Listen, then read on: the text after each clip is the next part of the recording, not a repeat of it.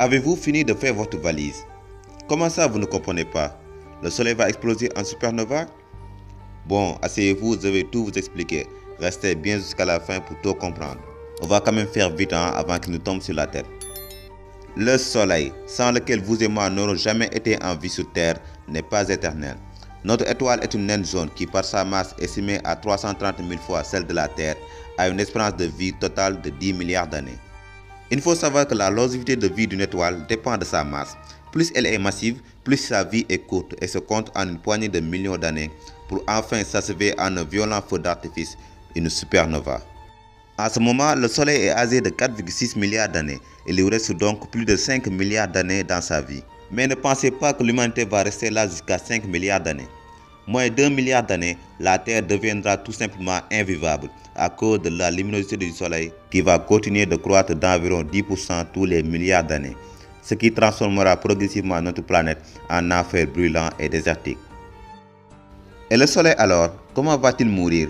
Oui, j'y viens. Il faut savoir qu'en ce moment, au cœur du Soleil, de l'hydrogène est transformé en hélium par le processus appelé fusion nucléaire. Avec le temps, les réserves d'hydrogène que le Soleil avait amassées à sa naissance vont s'épuiser.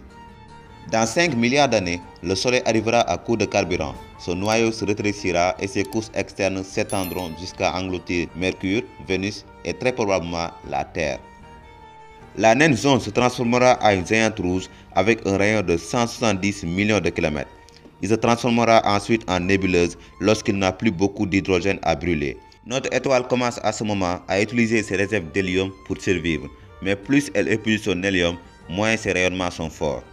Avec un déficit de rayonnement pour la contrebalancer, la gravité va l'emporter. Le reste du cœur va se contracter et devenir une naine blanche, un cadavre céleste de la taille de la Terre.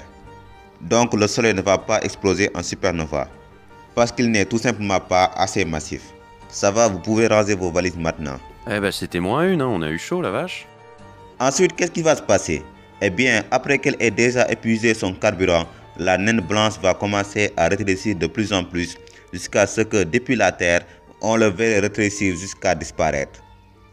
Son lent refroidissement aura finalement raison de lui et l'étoile deviendra alors une naine noire. C'est la mort du Soleil. En attendant, le Soleil a de beaux jours devant lui. Si vous voulez savoir comment le Soleil s'est formé et les autres planètes du système solaire, je te mets le lien en description et on se retrouve derrière.